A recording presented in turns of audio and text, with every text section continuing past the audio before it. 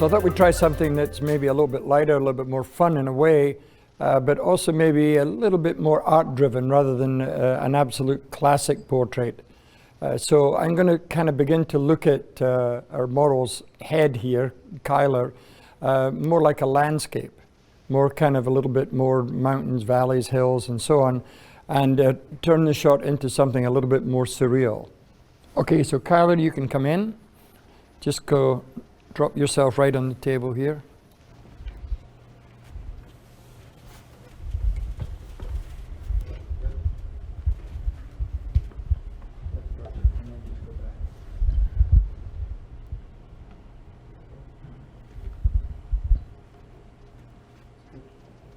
Now let me just have this.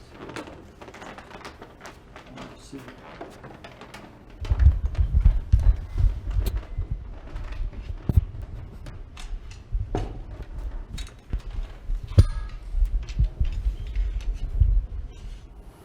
Okay, so let's try it about there. That's very close.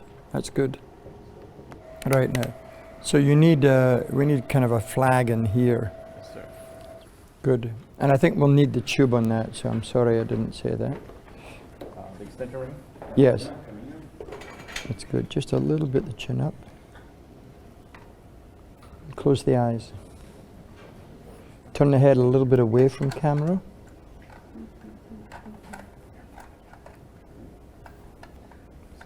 Let's do this. Let's take this. It'll give you a different shot here. Let's take the sweater off and we'll keep the t-shirt. Luis? Yes, just so I don't mess up your hair here.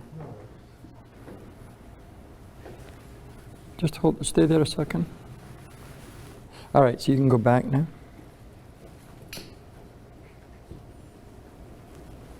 That's it. And a little bit of stretch is important. And then just the closing of the eyes, you just relax there. And it would be tiny movements from here in. Right, so how close can you get there with, you want to go as close as you can there, and just ease back a little bit, so you've got a little bit of latitude there. Basically what I'll do here is to try 2 hits on this. And it gives us, as we spoke on one of the other demos with the girl that we used, it gives us a more monumental heavyweight shot when you do that because of the compression value of being so close with a long lens. So this is a phase 1 with a 150 lens, but it has an extension tube in it. So is that at this point you're getting a lot of compression, not only from the lens, but adding the tube even adds to the compression. I just moved the camera a little bit to camera right.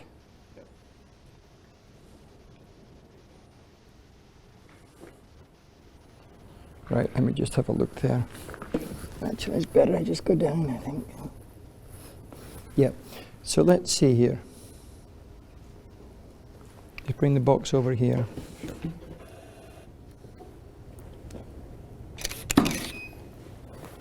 I got a lot of light coming out of the camera.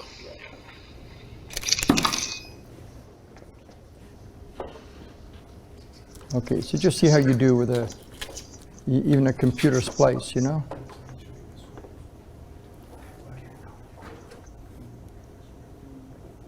Okay, so just come in. There's no size here, so just come in from the top there. A little bit more, a little bit more, there, and then come in from the bottom. There, and then a little bit on the left side there. There, and then come in. Go up a little bit more from the bottom. Up a little bit more. More. More. More. More. And then coming in from the right side here. The right side comes out just a little bit. Tiny bit on the right side, but almost nothing. That's it. And then bring the frame down just a little bit closer to the nose. The frame is good. Just bring it down to the nose a little bit. Okay? Now, flip the shot vertical, so the hair's at the top. Yeah, so the angle of the head, just do an arbitrary bend on that.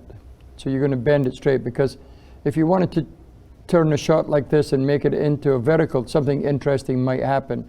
In this case here, I'd have to redo it. I'd have to reset it here. But we can have a little look at that idea. So just bend the frame there, clockwise. Keep going, keep going, keep going, keep going. There. But I think the shot is better.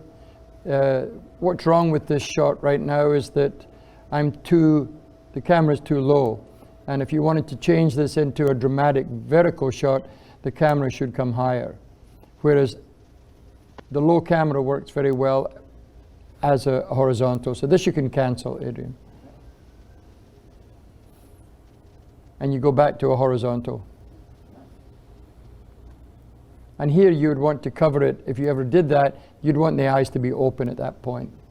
Here it looks quite good with the eyes closed. So if you just fill in the two corners there. Now, one thing I notice here, if you're looking at this here, there's actually one disconnect here.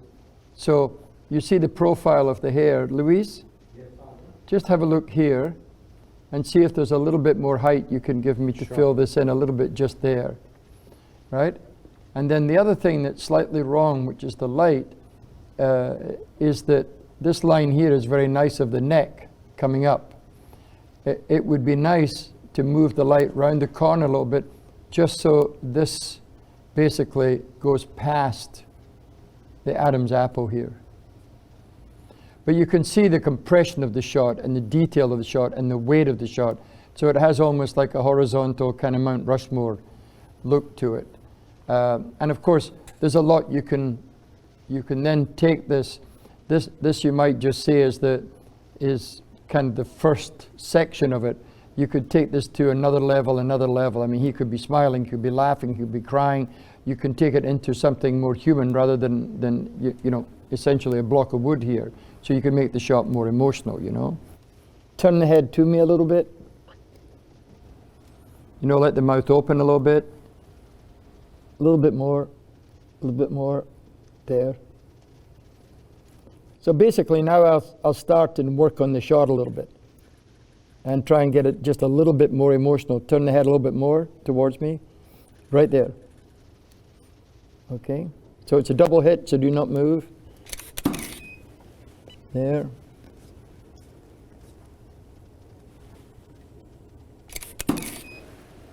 There. So try that as a, let me see the last face shot there. Okay, and then back again. Stay there. Hold on, I'll come back to it. There, the mouth open a little bit more. I can focus it here. I think that's pretty good there. Have a look. You see, it's very luxurious here. I even have somebody to focus the camera. Believe it or not, I can still focus a camera, but Adrian sometimes disagrees with my focusing. So, okay, well done in the mouth there. A little bit more open, but not much. Just a little bit. A little bit more open, Kyler. That's it.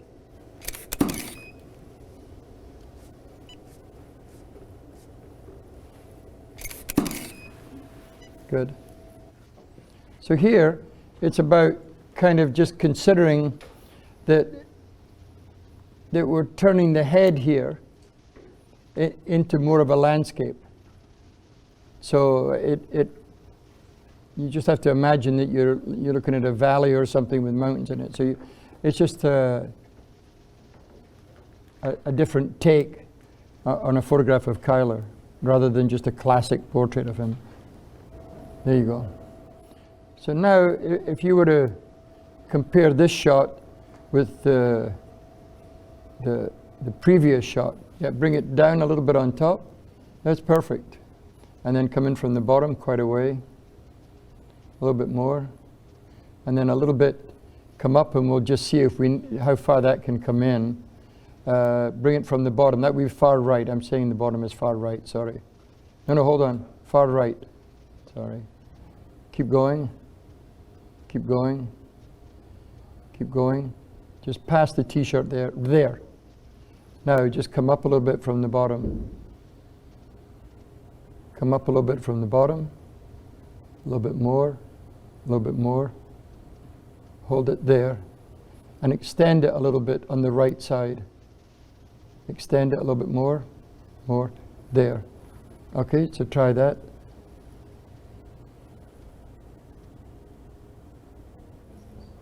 All right, and Adrian's going to fix her join. But this wouldn't look like this if you did it with a single lens. You know, when I say a single lens, of course it's a single lens. What I mean is it's a single shot. So you see, you can make this 8 feet by 6 foot in a nice white gallery, and it'll look like something. There we go. Okay, Kyler, you can come up.